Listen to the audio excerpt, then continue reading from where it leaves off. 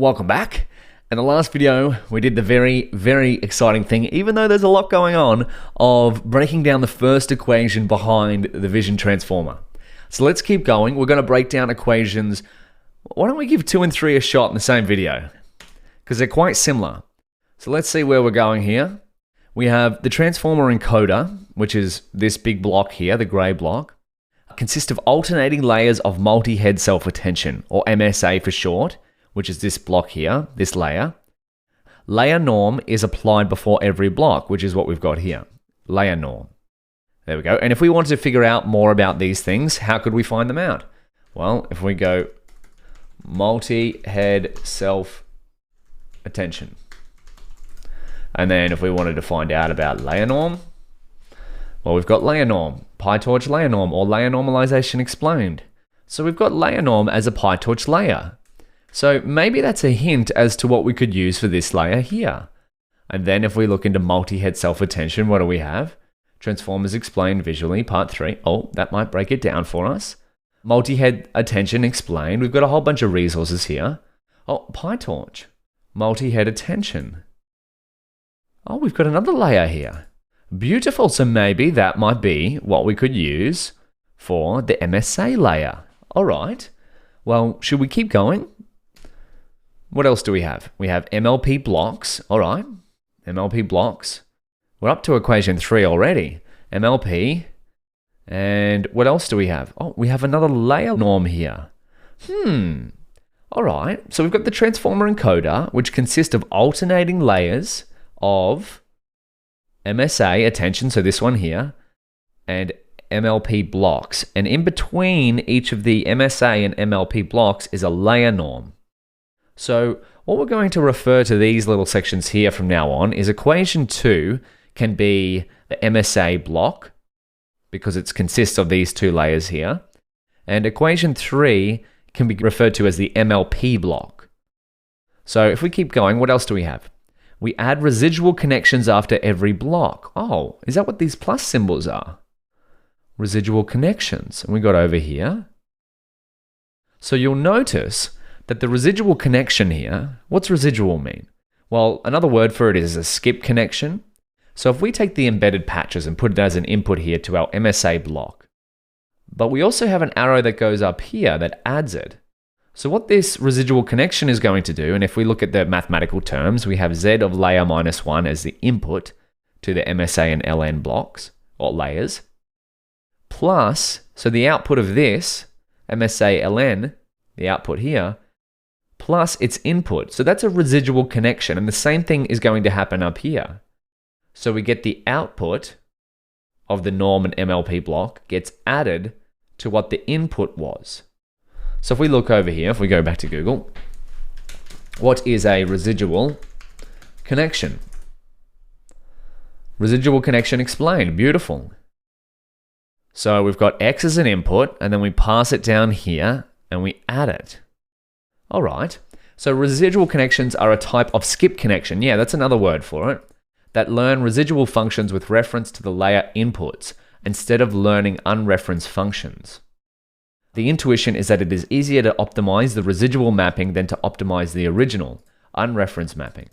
To the extreme, if an identity mapping, so this is the identity is another word for the same, identity mapping were optimal, it would be easier to push the residual to 0 than to fit an identity mapping by a stack of nonlinear layers. So even that's a little bit confusing to me, so if I wanted to find out more, what could I do? What is a residual connection? What are residual connections in RNNs? A whole bunch of different things here. But the way I understand it, if we go back to the keynote, is that when you're dealing with lots of layers here, and you can imagine that the patterns where our layers are going to be creating behind the scenes are going to be lots of numbers. If those numbers get too small, well, then they become numerically unstable, right? So what adding the input to the output does here is prevent things from getting too small so that our loss or gradients don't explode. So we retain the input and add it to the output. That's how I understand it. You might find a different definition somewhere else, and in fact, that can be your extra curriculum, is to look up a little bit more about residual connections. So let's now turn both of these into pseudocode. So we've got an MSA block, a multi-head self-attention block, with a residual connection, and we have an MLP block with a residual connection. And if we come back here to the paper, we know we can probably do multi-head attention in PyTorch with that, and layer norm with that layer. And if we wanted to search for more, so where are we up to? The transformer encoder consists of alternating layers of multi-head self-attention, MSA. So Appendix A defines what MSA is. So if we go Appendix A, a lot of information here, but we can do it.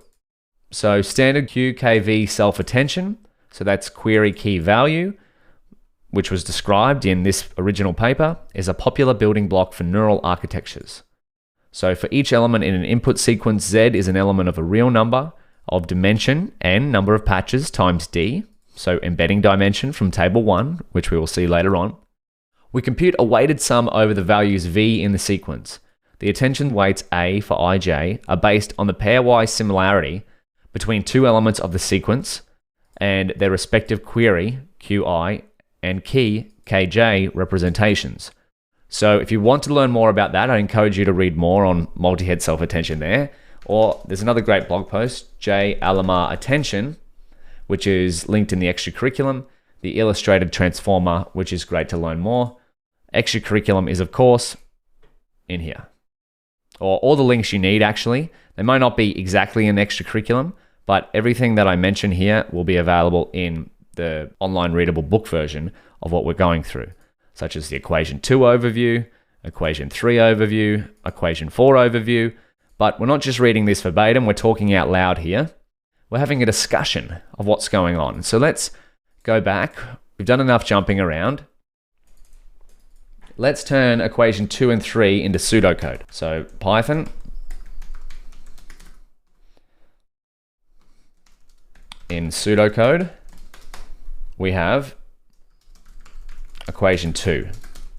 So what's equation 2 going to be? The output, so X output of the MSA block, because that's what we've called equation 2. Equation 2 is the MSA block here. So a norm layer followed by a multi-head attention layer followed by a residual connection. So the MSA block, I'm just going to turn this into code, is equal to an MSA layer, so multi-head self-attention, wrapping a layer norm layer, which takes X input plus X input. So that's the residual connection on the end.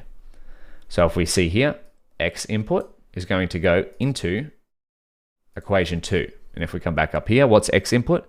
X input is this, and this is equation 2. Now let's replicate equation 3. So we're going to go equation 3. We're going to make this X output. We're going to see this in PyTorch code later on. I know I've been promising that for a few videos now, but we're just getting a high-level overview of what's going on, because once we've done this high-level overview, it'll just be about putting the pieces of the puzzle together. So now equation 3 is going to take X output of the MSA block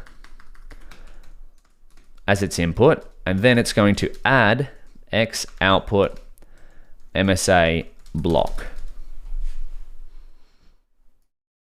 So that's going to be the input to equation 3. The residual connection is adding it there. So if we jump back up here, our pseudocode is norm layer as an input, the output of the MSA block, into the norm layer, into the MLP layer, and then we add the input again. It's going to take a little bit of practice to fully understand what's going on here, but we'll see this with PyTorch code in subsequent videos. So now we've got equation 1 in pseudocode, equation 2 in pseudocode, and I might just command M- here in Google Colab to turn these into different blocks so we can separate things a little bit more. Beautiful.